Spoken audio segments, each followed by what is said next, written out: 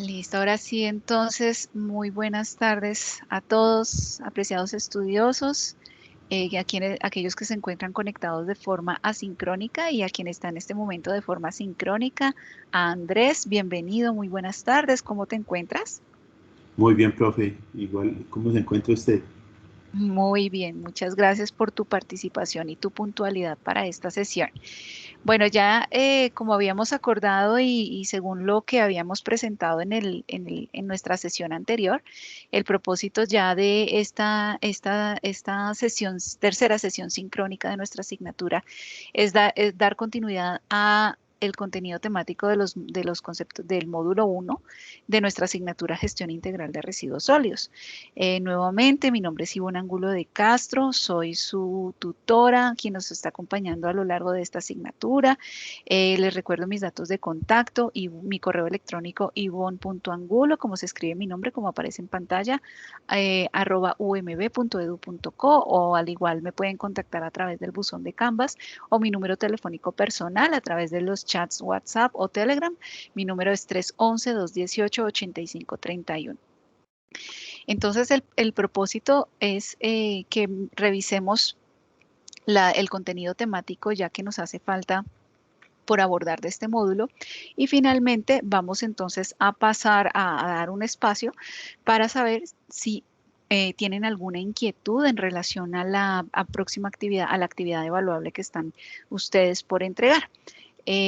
Voy entonces ahora en este momento a pasar ya a al punto donde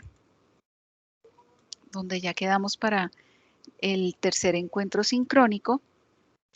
Y si recordamos, estábamos hablando la sesión anterior, perdón, sobre cuando ya estábamos hablando de las cantidades como tal que se generan de residuos sólidos, cómo analizar esa información, la composición que principalmente es de residuos orgánicos.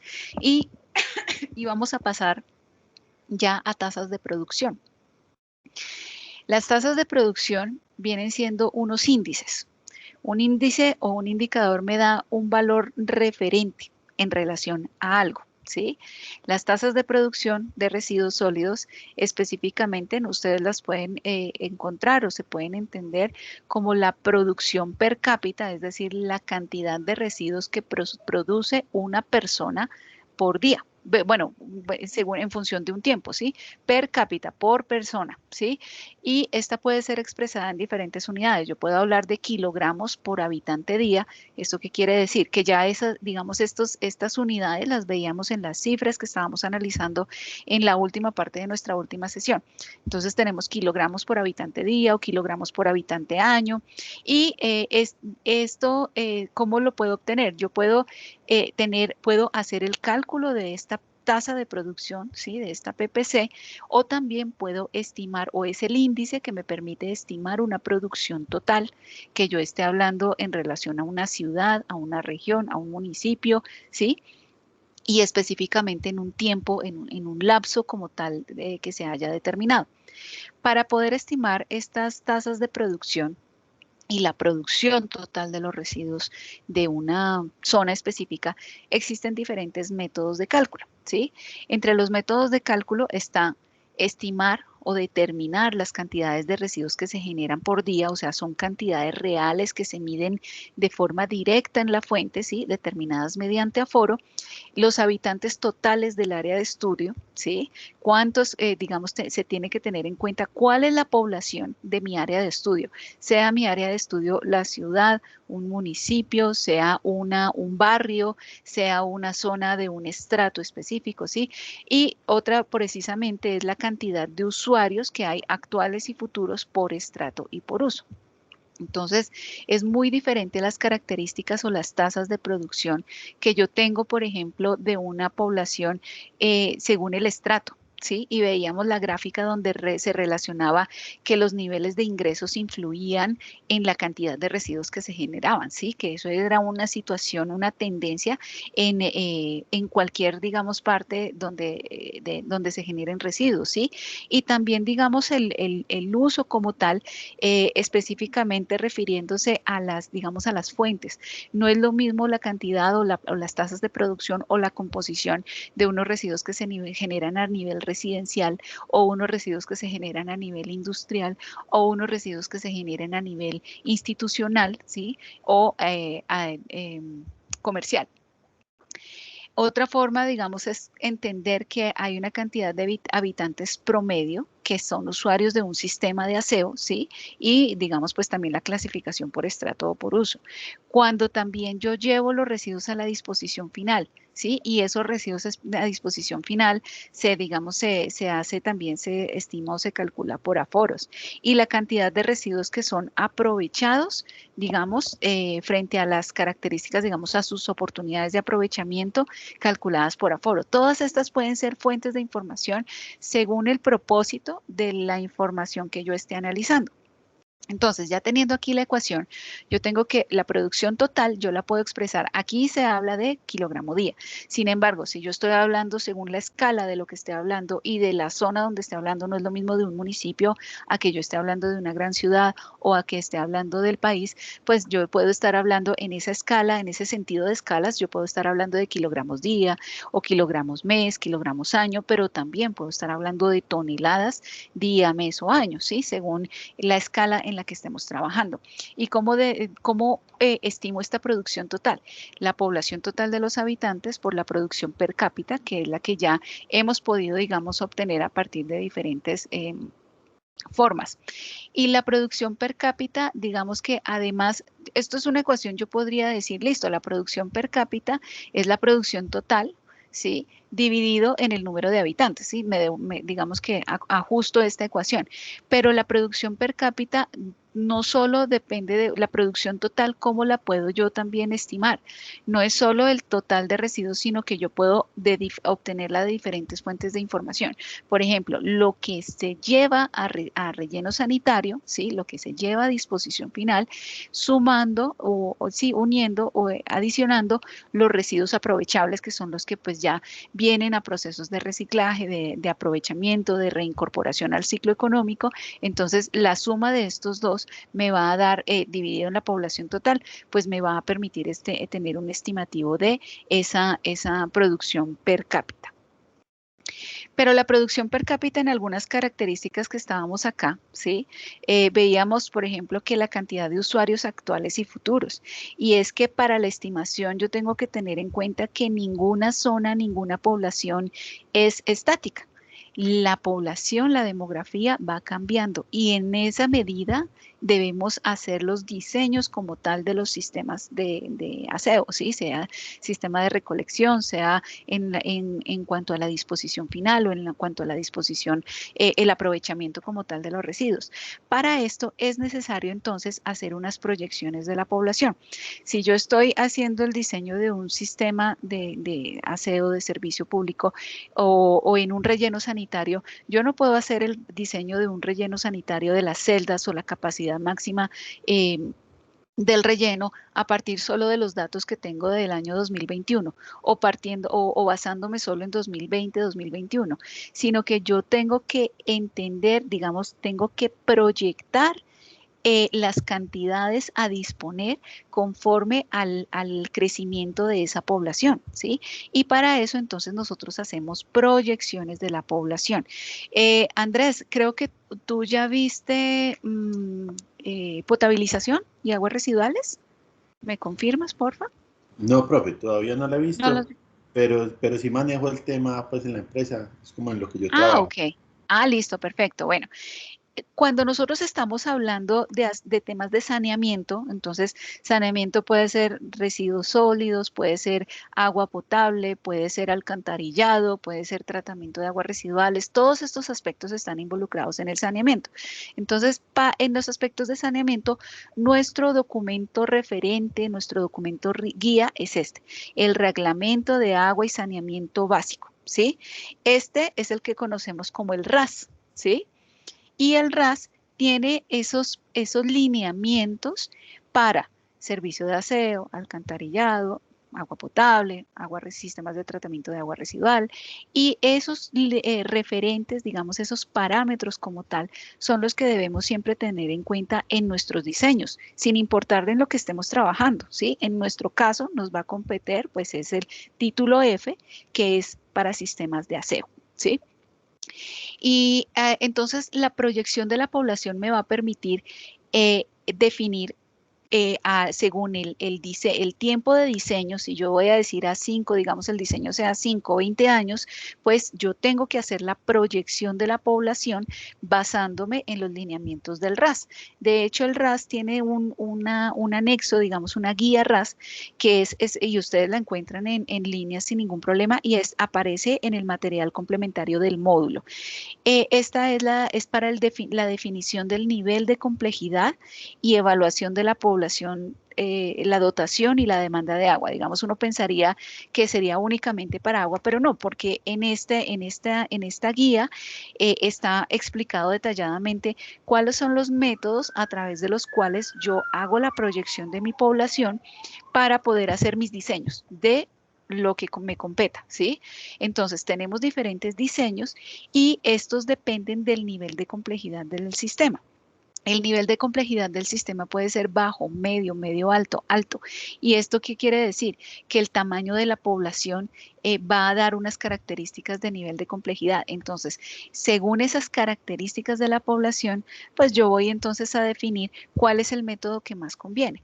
Puedo elegir, sin importar el nivel de complejidad, el geométrico o el WAPUS, que son como los que aplican, digamos, pueden ser empleados para cualquiera de los sistemas, para cualquiera de los niveles de complejidad. Pero también tengo posibilidad de elegir otros métodos, si es el caso que, digamos, que quiera un método, digamos, en particular por la información que tenga disponible, no sé, pero básicamente yo me baso en la información del DANE, de la población de los últimos censos para poder hacer esa proyección de la población año a año hasta digamos, el año último de mi capacidad, de mi diseño, ¿sí? Y en el RAS también se especifica que según estos niveles de complejidad, pues hay una producción per cápita referente para municipios, ¿sí? Entonces, para un municipio con nivel complejidad baja, media, media alta o alta, yo tengo un rango en el cual yo puedo elegir ese valor de referencia. Sin embargo, siempre los datos fuente, digamos los datos primarios, lo que yo tome en campo, lo que yo haga a partir de estudios como tal en sitio, esos van a ser un mayor referente en cuanto a la calidad de la información para poder hacer mi proyección y mis diseños. ¿Por qué? Porque si nos damos cuenta, pues digamos, estos valores de referentes de nivel de complejidad son del año 2012 y del año 2012 hasta hoy pues han sucedido muchas cosas, ¿sí? Y tenemos que tener en cuenta que, por ejemplo, para las proyecciones hay que tener en cuenta población flotante, ¿sí? Población flotante entendiéndolo como, por ejemplo, población turística, ¿sí? Y asimismo migraciones porque sea que emigren o estén inmigrando y en el año 2012 no teníamos la problemática social en temas de migración como los tenemos ahorita. Entonces no es siempre tan conveniente, pero cuando no se tienen esos datos, esas fuentes primarias de información, pues tenemos estos referentes, un valor promedio, un valor máximo, un valor mínimo. Y si yo digo, bueno, no tengo datos como tal de la zona, pero quizá atendiendo, digamos, como la complejidad de los problemas migratorios, pues yo me voy por el valor más alto que sería para ese nivel de complejidad en términos de la producción per cápita para hacer los cálculos que requiera. Ya entonces vamos a pasar a qué es un aforo. El aforo como tal es Bueno, producto obtenido de la acción de aforar. ¿Qué es aforar? Es medir, ¿sí? Es una determinación, una medida que yo tomo de algo, ¿sí? Cuando yo hablo de qué es la PPC, la producción diaria per cápita, es el RAS lo define como la cantidad de residuos sólidos generada por una persona expresada en términos de kilogramo habitante día o unidades equivalentes, es decir, el cambio de unidades según lo que yo, como les expliqué, de acuerdo con los aforos realizados, ¿sí? O sea, las medidas en sitio o estimaciones del DANE específicamente, ¿sí? Y pues entonces, otra de las recomendaciones, voy a retomar de las primeras recomendaciones que di en la sesión anterior, es que el contenido de esta asignatura es bastante denso. Por eso la invitación es a que los documentos, las guías que yo les muestro, que les comparto, es una invitación a que no las pierdan de vista, sino que las consulten, que ustedes sepan que existe, que de ahí se puede obtener información para estudios, para características de una zona donde yo esté analizando una situación específica. Por ejemplo, tenemos el Informe Nacional de Disposición de Residuos Sólidos, disposición final de 2019. Y entonces en este informe, miren que este salió solo hasta diciembre del año 2020. ¿Esto qué quiere decir? Que el de 2020 no se los estoy presentando porque muy seguramente hasta diciembre de este año saldrá ese informe nacional, ¿sí? Y en este informe entonces nos dice cuántas, digamos, según las tendencias históricas en el país y por regiones, pues cuántos residuos se están disponiendo actualmente, si se están disponiendo más en términos de composición o en municipios donde todavía no se esté disponiendo correctamente, digamos que haya sitios como tal, que sitios de disposición a cielo abierto que haya que cerrar. Digamos que todo el estatus como tal de todo lo que compete a la gestión de residuos en la disposición final, pues eso lo encontramos en este tipo de informes nacionales. Y acá tenemos dos gráficas, estas sí no las actualicé, estas sí son del informe del año 2018, pero aquí tenemos, digamos que, miren el diagnóstico que hacen, cuáles son las toneladas diarias promedio por departamento, ¿sí? Entonces vemos que más de 1000 toneladas día, las poblaciones o las regiones, los departamentos que tienen una mayor disposición, por ejemplo, son el Cauca, Valle del Cauca, Cundinamarca, Antioquia, Bolívar, Atlántico, son los que llevan la corona en cuanto a la cantidad de toneladas de residuos que se disponen por, digamos, por día, ¿sí? Y acá tenemos otro análisis que es las toneladas habitantes día promedio por departamento, o sea, la PPC, la producción per cápita. Miren que acá tenemos que estas son más de 0,85 kilogramos habitante día. Miren que esta es una buena fuente de información para datos recientes como tal que yo pueda tomar como referentes para un estudio específico que tenga pues en materia de residuos sólidos. Y nos damos cuenta algo particular que, por ejemplo, Atlántico es el único que tiene, digamos, una producción per cápita más alta. ¿Por qué? Pues esos son los análisis pertinentes que digamos que se deben hacer de acuerdo a esos otros elementos que yo les mencionaba como características de la población, actividad turística, quizá actividad industrial, la demografía, no sé, ¿sí? Digamos que esto nos muestra cómo son esas, digamos, esas tendencias en generación de residuos en términos de indicadores. Y ya entonces vemos la caracterización física de los residuos, que esta la logramos, o sea, esto es lo que se hace a partir de los aforos, ¿sí? Y lo que cuando nosotros vamos a hacer esa caracterización física es lo que llamamos también cuarteo de residuos. En el cuarteo de residuos, lo que yo estoy haciendo es tomar una cantidad específica que sea representativa de los residuos que se generan en, no sé, en una vivienda, en una unidad multifamiliar, ¿sí? En unos apartamentos. Entonces, cuando desean solicitar reducción del costo del servicio de aseo, porque están demostrando que se está desarrollando, se ha minimizado la cantidad de residuos que en la fuente, entonces se solicita este aforo y lo que se hace básicamente es esto, que entonces se toma esta se hace como una torta de todos los residuos, se homogenizan muy bien y yo los separo, se llama cuarteo porque lo separo, digamos, lo divido en 4 porciones y tomo las porciones opuestas, ¿sí? Cuando yo tomo estas dos partes opuestas, retiro estas y estas dos las vuelvo a mezclar y hago una homogenización, una torta más pequeña, por decirlo así, y nuevamente hago un cuarteo, tomo los dos extremos opuestos y ya de esta torta final voy a hacer la estimación de cuál es esa composición de mis residuos, porque así yo puedo entender cuál es la predominancia, cuáles son los residuos que predominan en términos de su composición. Y aquí entonces tenemos la fórmula, que el porcentaje de un residuo tipo I, ¿sí? Es decir, el porcentaje de residuos orgánicos, el porcentaje de cartón, de papel, de plástico, de vidrio, de chatarra, ¿sí? De residuos peligrosos, porque también a veces se pueden presentar en los residuos domiciliarios, aunque no debería ser así, pues es la división de el peso total de esta masa, de esta torta, y digamos que cuando yo hago la selección, primero, digamos, de esta torta clasifico en cuáles son los tipos de residuos que tengo ahí y peso por tipo de residuos. Entonces, cuando yo divido, sumo los pesos totales, eso me va a dar el peso total, y cuando yo divido el peso de ese residuo tipo, ese residuo específico que yo estoy analizando, el peso de vidrio dividido en el peso total, pues yo ya tengo el porcentaje o la composición de mis residuos.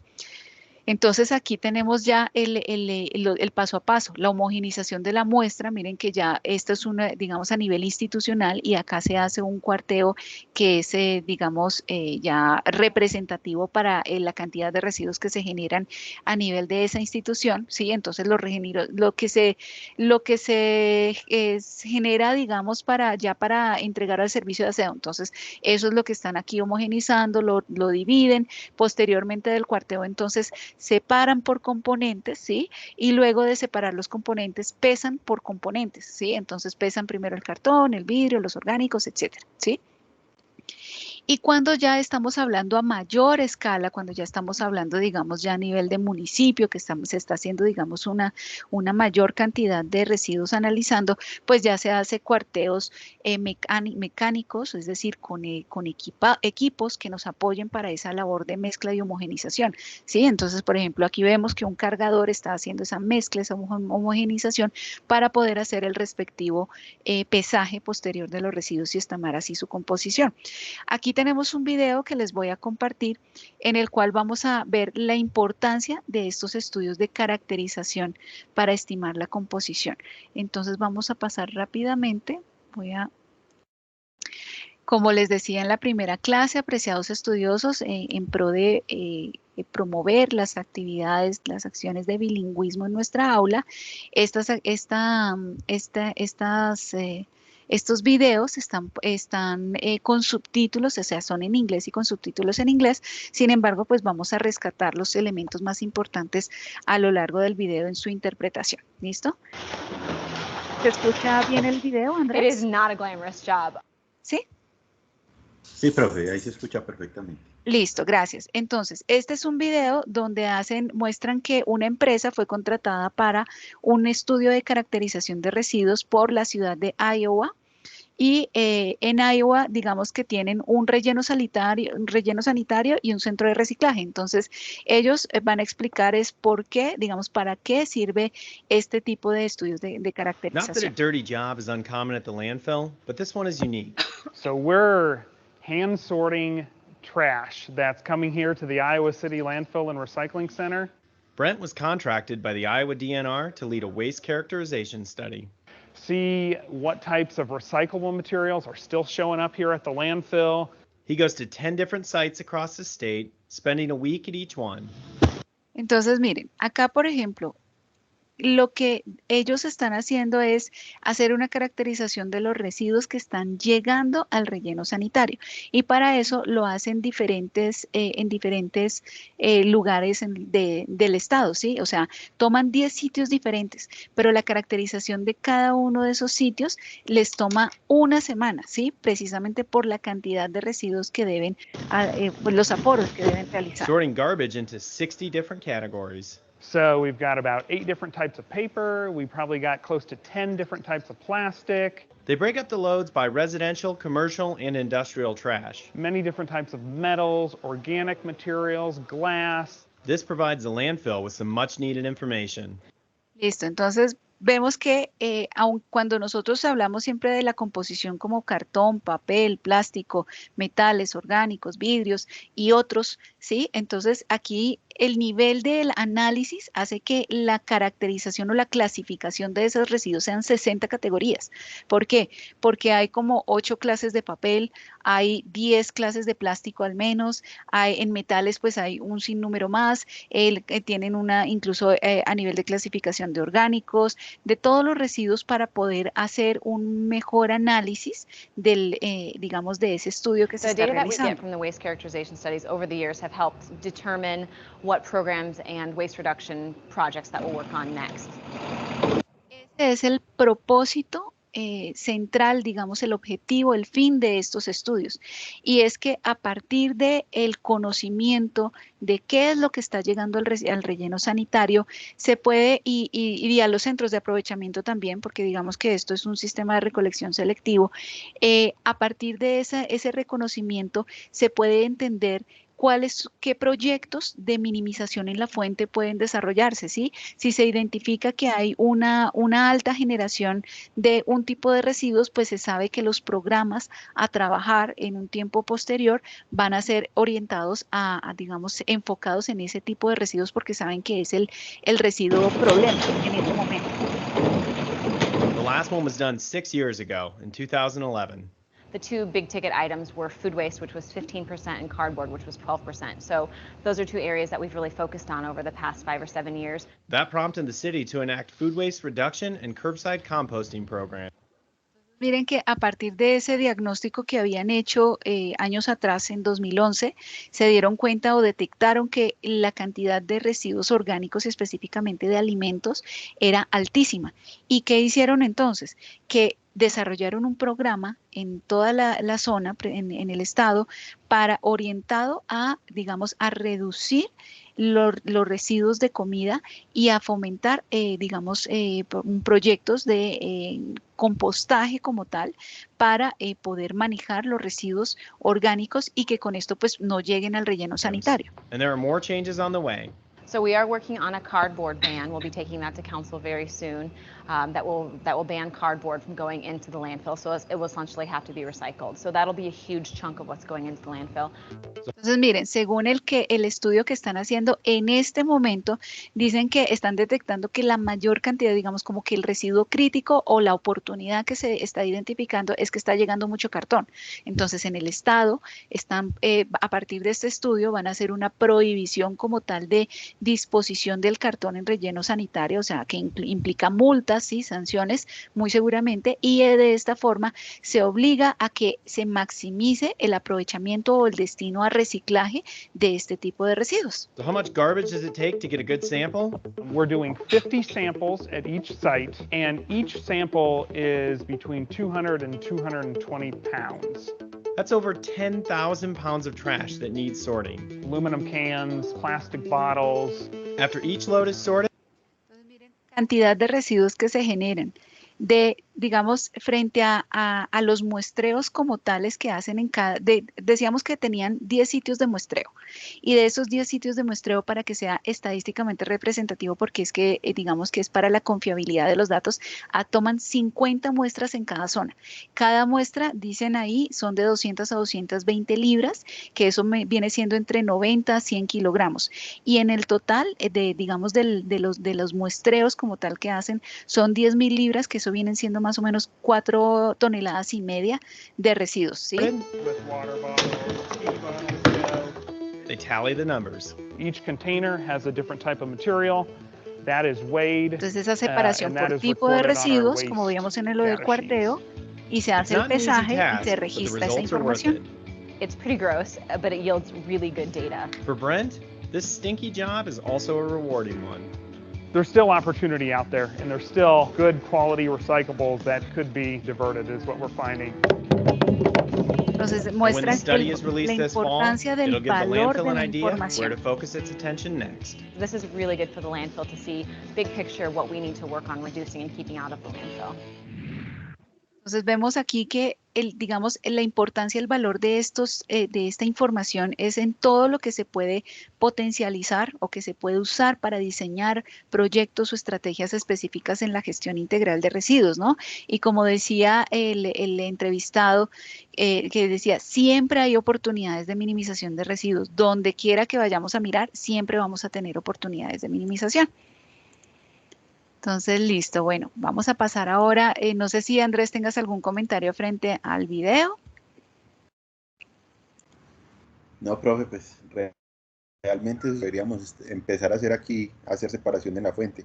Pues no sé cómo será en Bogotá, pero aquí en Medellín prácticamente no se hace. Aquí prácticamente todo va al relleno. El camión recoge por igual todo va al mismo camión y va para el relleno. No, pero créeme que por normativa y por política nacional de gestión de residuos, ya los mismos municipios ya están orientados y ya están planeando y diseñando que estos sistemas como tal de recolección estén ya empezando o sea, es una obligación, es un deber que ya se estén diseñando los sistemas de recolección selectiva. ¿Sí? Entonces muchas veces si no nos damos cuenta porque puede que no se separen en la fuente, pero como lo vamos a ver en el segundo módulo, pues hay opciones también de hacer esa separación digamos, en sitios, en lugares, en sitios intermedios de aprovechamiento previos a la disposición final. Faltaría consultar, digamos, en Medellín, si lo que se hace es precisamente como en esos sitios intermedios, como estaciones de transferencia o centros de aprovechamiento, que quizá sean los lugares donde se esté haciendo esa separación en la fuente, o que esa separación, digamos, muchas veces se da a veces casi directamente en el relleno, pero pues digamos que por el tamaño de las ciudades no creería que fuera así. Listo. Aquí tenemos un ejemplo de cuarteo de residuos que vamos a pasar rápidamente para poder continuar con el contenido temático. Entonces hay un cuarteo de una muestra de residuos domiciliarios de 2 metros cúbicos. Este es el volumen, ¿sí?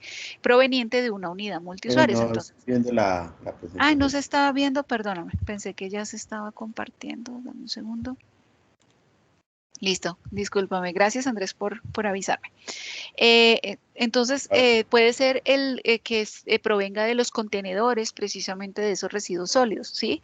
Como resultado de ese aforo, de ese cuarteo se tiene esta composición. Entonces, tenemos orgánicos, papel y cartón 4%, bueno, pues 7%, vidrio 4%, plásticos, textiles, residuos peligrosos, metales, otros que son los que ya definitivamente están como tan degradados, como tan deteriorados que realmente no es posible ni podrían, digamos, aprovecharse. Digamos que el RAS hace una aclaración y es que esta composición yo la puedo expresar en peso o en volumen según mi interés. Cuando yo lo expreso en peso es porque estoy caracterizando la producción total, pero cuando lo expreso en volumen es cuando estoy analizando o determinando el volumen de almacenamiento. Eso es importante diferenciarlo cuando yo estoy haciendo este análisis de datos. Bueno, tenemos estos datos y tenemos estos datos iniciales de 2 metros cúbicos y bueno, el ejercicio sería, estime el peso de cada componente si la generación diaria de los 10 metros es de 10 metros cúbicos, calcule la generación de cada componente de manera semanal y mensual. Entonces acá pasamos a que, bueno, ¿cómo calculo, digamos, ese peso de cada componente? Pues a partir de estos porcentajes, acá tenemos el caso del orgánico, yo multiplico por el volumen de residuos sólidos como tal que me indicaron, los 2 metros cúbicos, el peso específico de esos residuos sólidos, que yo ya puedo tener esos referentes por las guías como tal, como les había mencionado, y pues eso me da el peso de ese tipo de residuo. Tenemos entonces que de esos 2 metros cúbicos, 264 kilogramos serían orgánicos. Pesos específicos, entonces aquí vemos que hacen referencia, por ejemplo, a que si están en contenedor, están alrededor de 190 o 200 a 220 kilogramos por metro cúbico. Y el porcentaje de orgánicos, si nos dice si la producción por día son 10 metros cúbicos, pues hacemos la relación de esta cantidad de orgánicos por esto y multiplicado por 7 días o por 30 días según sea el caso. Acá tenemos otros datos referentes y todas estas tablas que les presento son del RAS, ¿sí? Entonces, bueno, aquí tenemos los cálculos de peso por tipo y acá entonces yo tengo los valores típicos como tal de pesos unitarios precisamente e incluso contenidos de humedad porque muchas veces se necesitan. Entonces, según si los residuos son no compactados, estos son los rangos como tal de cada de estos tipos de residuos y el típico, digamos, como el valor promedio, el más tendiente, la tendencia principal de este peso unitario sería este. Entonces, a partir de eso es que yo hago esa estimación de estas cantidades como tal por tipo de residuo. Y ya entonces estamos, digamos, yendo un poquito más a la visión macro del ciclo de residuos. Estamos analizando lo que es la generación y este análisis también, digamos, puede ser desde el almacenamiento y separación. Hasta aquí es lo que hemos visto, ¿sí? Porque en este punto es donde hay unas oportunidades para hacer separación o segregación en la fuente, ¿sí? Y esta separación o segregación pues me va a tener en cuenta el tipo, el tamaño, la ubicación de los recipientes internos, bolsas o canecas, la ubicación de los puntos de acopio, ¿sí? Los puntos críticos como tal, es decir, donde hay unos puntos críticos por las características de estos residuos porque tengan mucha humedad o por la cantidad que se generan, por la frecuencia que se generan, que sean, digamos, unas ubicaciones específicas donde haya que tener unas características diferentes al resto o que haya, digamos, que deba tenerse una mayor atención o también, por ejemplo, porque sea de residuos peligrosos para minimizar el riesgo que se combinen, que digamos que se contaminen otros residuos que no son peligrosos. Todos estos criterios, digamos, esa información está ampliamente detallada en la guía, digamos, frente a los referentes y las condiciones como tal para ese almacenamiento de residuos, ese almacenamiento temporal previo a las etapas ya a la recolección y transporte. Cuando nosotros entregamos esos residuos al dispositor, digamos, al servicio de aseo, ¿sí? En esa recolección y transporte, pues pueden variar las características porque como lo que me decías de Medellín, tú tienes la idea que llega, digamos, aquí en Medellín que las bolsas no se está haciendo separación en la fuente y digamos que todo lo recoge el mismo vehículo, pero entonces ¿a dónde va? ¿Sí? Porque ¿será que va directamente a disposición final o va a, digamos, a puntos de transferencia o estaciones de transferencia donde se haga, digamos, no sé, donde se requiera quizás hacer tratamientos y una disposición final o donde se haga la separación para un aprovechamiento de materiales, ¿sí? Digamos que, o a veces estos sitios de aprovechamiento están, como les decía, en el mismo sitio de disposición final. Entonces, digamos que las características a analizar es si existe una recolección selectiva, si hay estaciones de transferencia, si hay sistemas de aprovechamiento de orgánicos, si hay puntos de recolección para aprovechamiento de residuos, si hay estaciones de clasificación y aprovechamiento de residuos sólidos.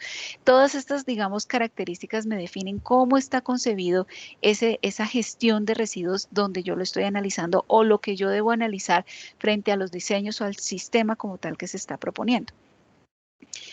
Y para esto entonces tenemos que hablar de la Política Nacional para la Gestión de Residuos Sólidos. Esta deriva del COMPES 3874, o sea, en esta es que se genera esta política y el objetivo general de esta política es implementar la gestión integral de residuos sólidos como política nacional de interés social, económico, ambiental y sanitario para contribuir al fomento de la economía circular, desarrollo sostenible, adaptación y mitigación al cambio climático. Entonces, la gestión integral de residuos está evolucionando y debe migrar y debe tener una tendencia hacia lo que llamamos una economía circular. ¿Sí? ¿Qué es lo que se busca? Que haya una disposición final adecuada, que sea correcta la forma en la que yo lo estoy disponiendo y que realmente llegue lo que no puedo hacer nada más con esos residuos, ¿sí? Que haya procesos de aprovechamiento, que haya procesos de valorización de residuos y que haya una mejor gestión en los rellenos sanitarios en cuanto a las técnicas en las técnicas digamos, de diseño y operación como tal del relleno. Por eso entonces también es importante, este es un documento importante que ustedes lo conozcan, lo identifiquen y lo consulten. Por otra parte tenemos la Estrategia Nacional de Economía Circular, ¿sí? Esta estrategia nacional digamos que parte o deriva precisamente de este COMPES, o sea, es posterior a este COMPES, y lo que busca es que tengamos un nuevo modelo de desarrollo económico. ¿Sí? Que no sea una gestión que sea de forma lineal, sino que haya una valorización continua de los recursos, que logremos cerrar esos ciclos de materiales, de agua, energía, que creemos nuevos modelos de negocios, que se promueva la simbiosis industrial, es decir, ese trabajo articulado entre industrias a partir de los mismos residuos que se generan y que quizás puedan aprovechar entre una y otra industria. Quizá, Andrés, frente a los elementos que tú me decías para tu actividad, quizá esto sería, digamos, podría verse de pronto enmarcado en cierta medida dentro de una simbiosis industrial si estamos hablando con otras industrias. La consolidación de ciudades sostenibles, optimizar eficiencia de la producción y consumo de materiales, reducción de la huella hídrica y de carbono, introducción de la Estrategia Nacional de Economía Circular. Pues bueno, digamos que aquí se describe ese contexto público, objetivo, metodología y pues, para desarrollo y para su desarrollo y su implementación. Entonces, este es otro documento que es interesante mirar y más por ese análisis que se da, digamos, en ciertos sectores. Y la economía circular entonces lo que busca que es que se cree valor, que logremos crear un valor en nuestros procesos productivos y en las materias primas que estamos usando y asimismo en las corrientes de desecho, los flujos de salida, ¿sí? Entonces hablamos de unos principios de economía como ecoconcepción, ecología industrial y territorial, economía de la funcionalidad, de segundo uso, reutilización, reparación, aprovechamiento, valorización y tratamiento. Esto no lo voy a explicar, digamos que la invitación es a que ustedes, digamos, consulten sobre este tema en el documento como tal que les acabo de mencionar, que comprendan, digamos, que cuál es la visión que se tiene ahora de repensar nuestros procesos productivos y nuestros servicios orientados a minimizar esos residuos como tal que estamos desechando y que podamos potencializar su uso y reincorporarlos nuevamente a un ciclo económico.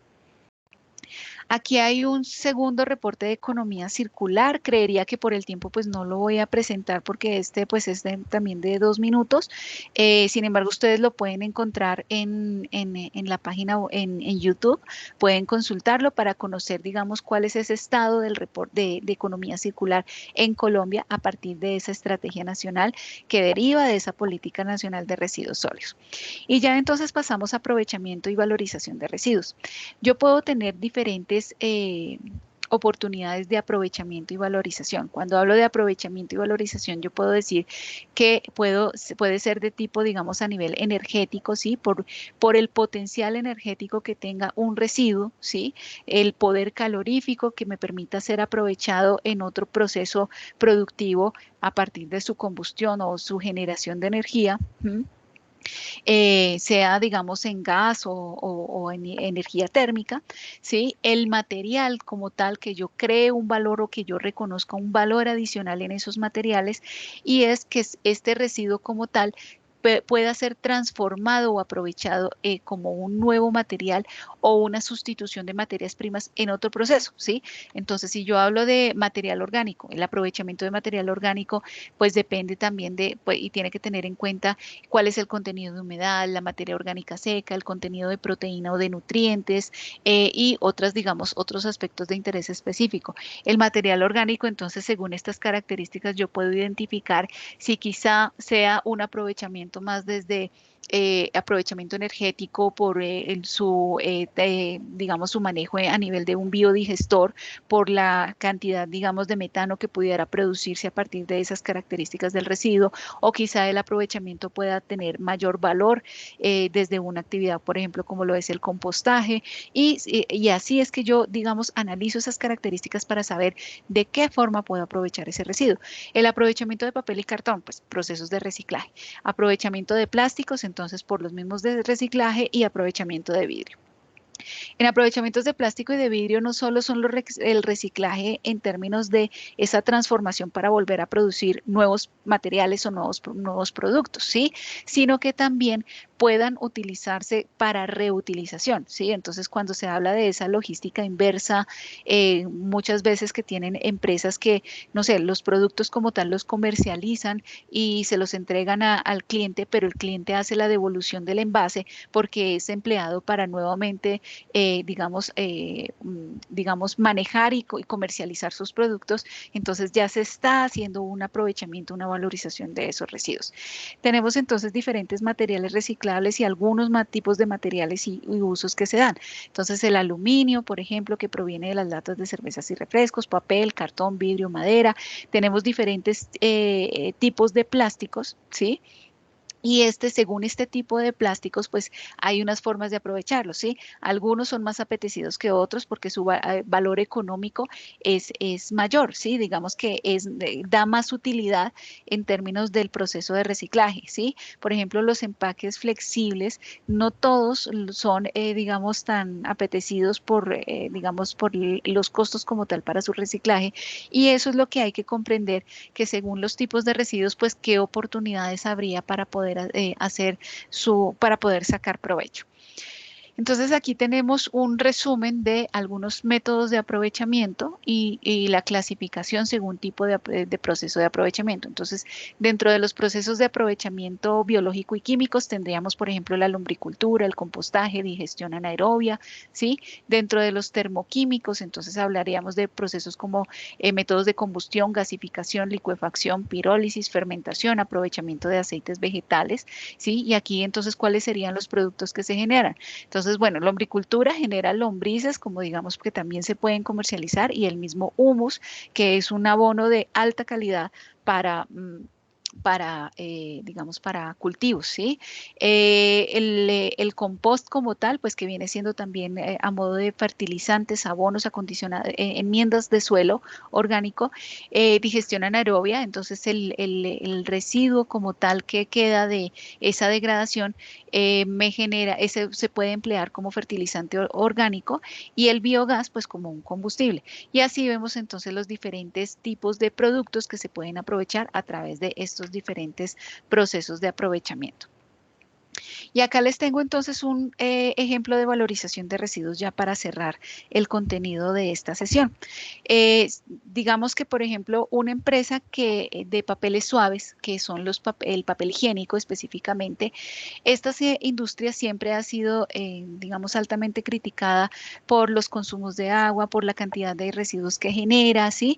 Y por el aprovechamiento forestal. Anteriormente, estos procesos de elaboración de papel pues se basaban únicamente en el aprovechamiento forestal digamos que la producción de la pulpa de papel, que era la materia prima a partir de los árboles, la pulpa, digamos, de los árboles como tal. Entonces, de ahí pues esa conciencia de no imprimas este correo porque estás salvando un árbol, ¿sí? Digamos, por esa, pero digamos que esta industria ha evolucionado fuertemente en su compromiso de sostenibilidad, porque gran parte de sus procesos o de los productos que elaboran contienen material reciclado, es decir, el material que se puede aprovechar, los residuos de papel, cartón, que se generan, bueno, específicamente en este caso es solo papel, el papel reciclado puede reincorporarse, y para la elaboración del papel higiénico en promedio se usa 80% o un poco más de material reciclado como materia prima,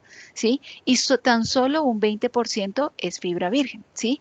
Sin embargo, el ser responsable digamos, con estos recursos, el manejo, digamos, silvicultural, el ser responsable con este tipo de recurso natural tiene una consecuencia, y es que este 80% de material reciclado ocasiona el residuo característico de esta industria, que es el lodo de papel o lodo papelero, ¿sí? Entonces, este se genera casi en las mismas cantidades que se produce de papel, ¿sí? O sea, digamos como que por una tonelada de papel que yo produzco, se puede producir casi hasta una tonelada, bueno, un poco menos de una tonelada de este tipo de residuos, ¿sí? ¿Y qué es lo que se hace entonces con este tipo de residuos, ¿sí? Anteriormente, digamos, y es una práctica que aún se usa, la disposición se hace a nivel de como si fuera un relleno sanitario, ¿sí? Pero un relleno de solo lodo de papel, ¿sí? Entonces, de solo fibras de papel. Y entonces lo que se busca, digamos que muchas empresas tienen la responsabilidad de buscar alternativas de aprovechamiento. Entre esas alternativas de aprovechamiento, ¿qué se ha logrado hacer? Que, por ejemplo, es posible hacer un aprovechamiento en compostaje de este material por sus características. Entonces, al estudiar este residuo, según los análisis se determina que no es peligroso digamos, por los análisis de peligrosidad que se le hacen, pero sí tiene, digamos, un alto contenido de carbono. Y ese alto contenido de carbono puede ser la principal fuente de carbono para una pila de compostaje. Para una pila de compostaje es necesario tener un balance como tal en los residuos que yo estoy mezclando para esa degradación para obtener un abono de calidad. ¿Y eso qué quiere decir? Que yo debo tener una composición balanceada entre carbono, nitrógeno y fósforo, ¿sí? Y ese balance como tal, pues se analiza según las características de los residuos que yo estoy mezclando en esta pila para convertir en compost. Adicional a esto, el lodo de papel tiene otra característica muy interesante y es su capacidad higroscópica, ya que retiene más del doble de su peso digamos, en humedad, ¿sí? Entonces, normalmente en el compostaje, uno de los temas que hay que manejar son, pues al haber tantos residuos orgánicos, la característica que les mencionaba del alto contenido de humedad puede generar lixiviados, pero entonces esos lixiviados lo que hacemos es que se reincorporan a la pila, pero si tenemos este material nos permite que se retenga más ese lixiviado y que pues esté incorporado dentro del mismo proceso y no se pierda como parte de ese producto final que estamos generando. Otra de las oportunidades es, por ejemplo, la generación de bloques como tal de adoquín, los bloques de cemento como tal que uno ve en las vías, en las calles, en las ciudades. Esos también pueden incorporar un porcentaje de este material sin afectar sus características o sus propiedades de calidad, ¿sí? Lo mismo ocurre con los ladrillos. A los ladrillos se les puede, digamos, junto con la arcilla, se mezcla una porción alrededor del 10% de la mezcla para la elaboración de ladrillos puede ser de este tipo de material y eso genera varias ventajas porque el ladrillo como tal, el bloque, al ponerlo en el horno, la capacidad calorífica, pues esto tiene digamos, es papel, entonces hay una combustión, se quema, el aporte, digamos, calorífico no es que sea tan alto, pero al quemarse queda un espacio poroso en el bloque, ¿sí? Y eso hace que tenga otra ventaja. Una ventaja importante y es que el bloque, sin perder sus características de resistencia de calidad, es más liviano y eso hace que sea más eficiente el producto como tal para su comercialización, para su transporte. ¿Por qué? Porque los vehículos como tal tienen unas restricciones en capacidad máxima de transporte y entonces pues obviamente va a poder transportar más bloques en un mismo viaje. Entonces pues eso hace eficiente y reduce emisiones de carbono, etcétera. Bueno, tenemos muchos beneficios. También se han hecho estudios, por ejemplo, para incorporarlo en el drywall y para aprovechamiento en camas avícolas. Entonces se mezcla un porcentaje pequeño de este material con la cascarilla de arroz, que normalmente es la que se usa en camas avícolas, y digamos que es otra forma en la que se puede aprovechar, ya que esta cama avícola pues se retira con la misma gallinaza o pollinaza, y esto va a compostaje, entonces pues digamos que las propiedades o las bondades se mantienen. El que sí no se puede tener aprovechamiento es un aprovechamiento energético por ese mismo análisis de características del residuo. ¿Cómo lo son? El contenido de humedad y el potencial calorífico no es tan alto, entonces la energía como tal que se genera pues no va a ser significativa frente a la cantidad que yo esté poniendo en un horno para combustión, y tiene otro inconveniente y es el contenido de cenizas, porque el contenido de cenizas puede llegar a ser casi hasta entre el 30-40% podría ser el contenido de cenizas en este material, y esas cenizas pues para el manejo en términos de control de contaminación atmosférica pues es otro de los aspectos que tiene que tener en cuenta quien lo fuera a usar. Entonces digamos que no se identifica una oportunidad ahí, pero analizando las características de este residuo se pueden encontrar estas oportunidades y muy seguramente ya haya nuevas oportunidades para hacerlo.